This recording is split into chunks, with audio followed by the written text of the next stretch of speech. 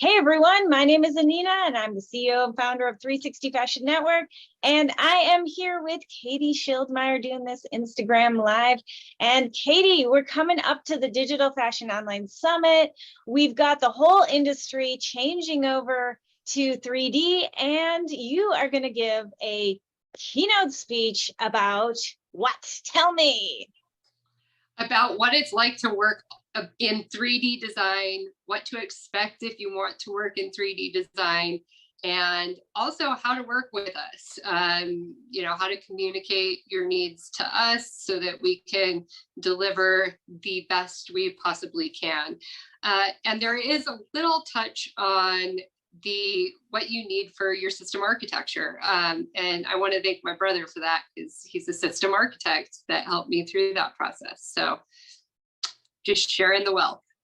So, I mean, actually, from what I know in past conversations, actually, this is a key point is number one, what technology do you need if you're going to make this your profession and be professional? So I do know that it's not going to be a little bit, you're going to deep dive into what kind of computers and chipsets and everything that we need. And then secondly, you're also going to talk about what we've been talking about since January is, if you're a 2D designer, how are you going to mount the mathematical skills needed to stay relevant in the industry and go to 3D? Could you talk a little bit about that transition that we're in, both on the technical side with those chipsets being very hard to get, and then on the fashion side with, what designers are facing now as a problem?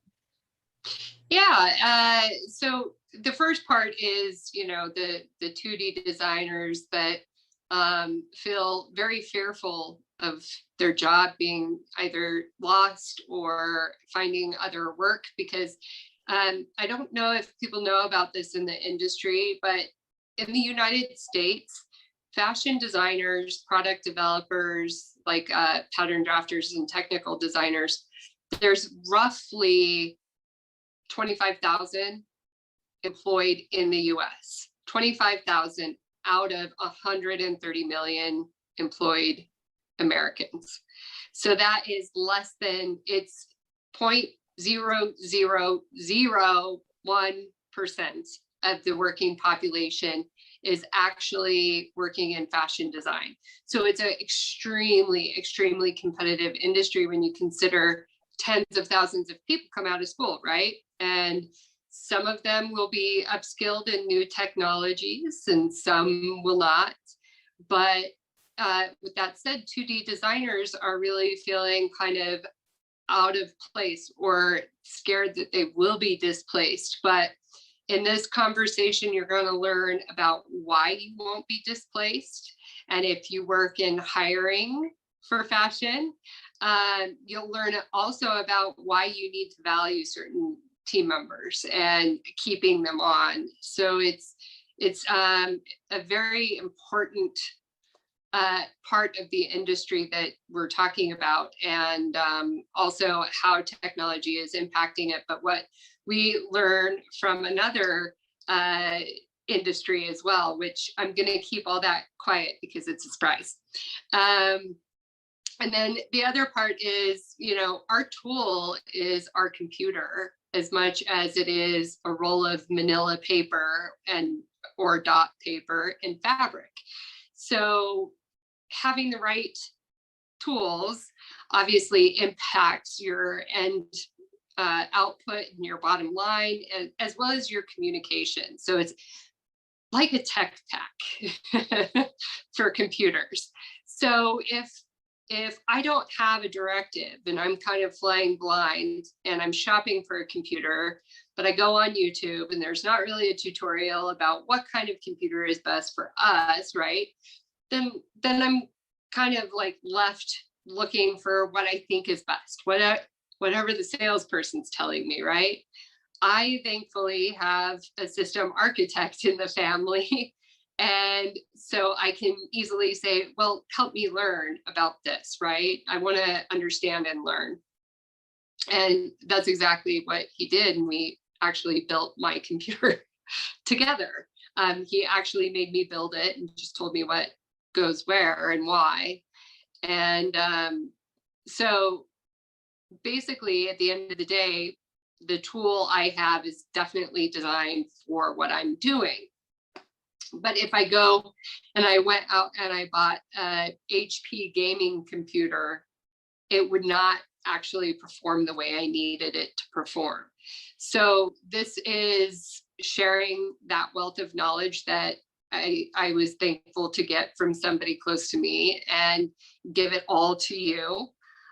So you understand what tools you need to do the work. And also some of the jobs that are available within the 3D atmosphere are outlined. And so you can kind of understand, like, well, no, maybe I want to do this. And instead of doing 3D for production, I want to do it for 3D marketing. And what does that look like? And how does that work? And, you know, so the conversation covers a lot of that as well. I feel like actually, rather than a keynote speech, it's going to be a intensive workshop for people who are very seriously needing to look at this, you know, and say, I'm at a crossroads, where do I go? And I love that you are going to address the different options for a more technical person, for a more artistic person, for a design orientated person, for someone who really is more better suited, for example, for the marketing. And I love, and I feel more relaxed that I have options, and that these people have options, because I know when, you know, I'm doing robots, for example, lots of people are afraid of robots coming in and taking jobs, right? So it's sort of, we're in this new area of change. So there will be jobs that go out, and there will be, at the same time, and this is what's interesting when you study economics, they said that when the horse and buggies went out, simultaneously and equally, exactly at the same time, new jobs appeared. So actually there was no loss. And I kind of liken that, what this economist was explaining when I was, you know, studying that it's like that experiment in science when you lit the piece of wood and you put it under glass and then you weighed it and it was the same, right? Yeah. And nothing is really lost, but it's definitely a moment that the horse and buggy people needed to start upskilling, and that's really where we are. And I know you also address the fact that we are in a gap. Could you just briefly talk about this gap where, you know, maybe the education field hasn't been able to upskill themselves, you know? Yeah. I mean, so there are a lot of people that I know in the education realm of the industry. And with that being said, there is a learning curve with anyone, right? And if you're having to sit down and learn several new programs or figure out how they interface, you're still also having to build a syllabus that makes sense to it. You're still having to build that entire class schedule over a 2 to 3 year period for your students based on what the teachers are learning and how they implement things. So there's a whole process that has to occur before, you know, we start seeing it in every single fashion university or college or trade school. And that is something to be mindful of is, you know, yeah, you want to take your company into 3D, right? Well, schools are still having to upskill that. And so I do think that we'll see the eventuality of that actually in 3 to 4 years. And some of what I've told students that are currently in school right now is that going through this process gives them, you know, more jobs rather than less jobs when they come out of school. And because they were also afraid. they're having to learn online. They're having to do things just like regular designers are having to do things. And so it's this concern that they have, especially the creative ones that are like, I just want to illustrate all day. That's all I want to do. And then there's, you know, the drapers that are like, give me a form and let me just go crazy, right? Well, there's still some of that for everyone. You can still be doing all of that. You can still, you know, there's limitations to the technology as well. Like if you want to do things much more lingerie oriented, bridal oriented, where you're having to, or that you have size inclusivity specifics, like let's say you're only doing things for a size 20 to 34 in a plus size, right? Or you are working with maybe, I would say that you're working with people that have different forms of dwarfism. You're still gonna do things largely in 2D. And so it's, you know, the education process is enhancing some of those flaws. It's breaking the system and we're rebuilding it. And, you know, I mean, on the positive too, it's enhancing the learning of what manufacturing 4.0 is. So that's a huge industry movement to get things into a much more efficient workspace, be more sustainable, also have more successful manufacturing practices. And if we're not doing it at the pre-production level, then doing it at a production level becomes even that much more hard, right? And I think once everybody's upskilled from this stopgap, and you can find out more about that as well during the talk, but once that upskill happens, that idea of manufacturing 4.0 will be much more profound. It'll be a stronger message in the industry, and it will be much more of a given to the digital process. But we still have to know everything in the manual before we can go into the physical. So that has been a benefit for universities. So, you know, the teachers that have to do first years for the students where they're, you know, learning all the basic tools that we still use today, those are essential to going into the 3D realm. And Ram, the founder of Tukatech, had said it best in a conversation that I had with him over email and a university, where we were, you know, saying you still need to have the manual skill to know the 3D skill. So so the students that are just entering school are at a benefit, because by the second year they'll probably have it.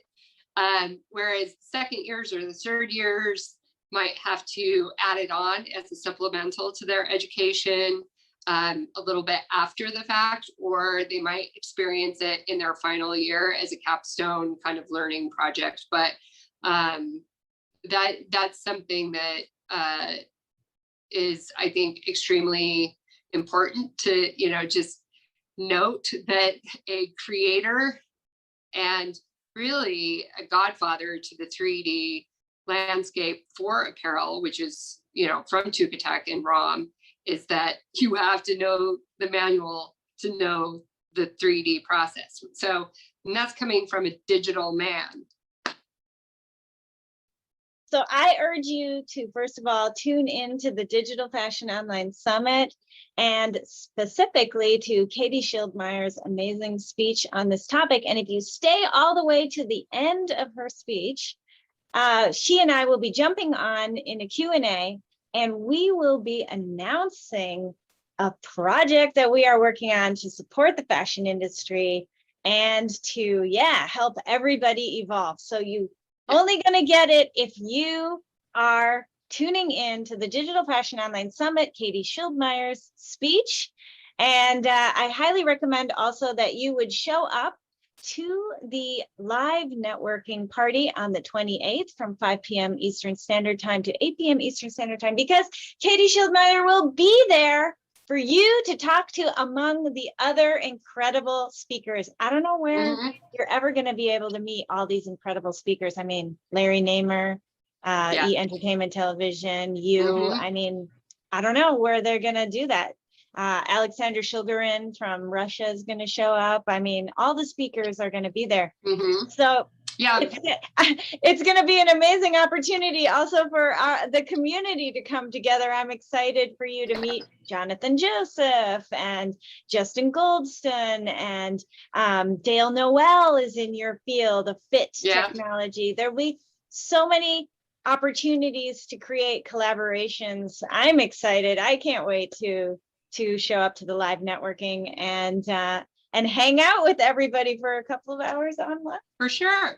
And I would advise anybody who wants to watch my stuff to also learn anything about the 3D fit, which is, you know, I mean, that's a subject in its own, which is why it's not in my specific speech, because it's a realm of itself. That's a business that we connect to and go back and forth with from the consumer side as well as product development side. So go to that. The 3D printing side for production, go to that. So yeah, and then anything that's like dealing with the technology ends of things. I believe Allison Lewis is there.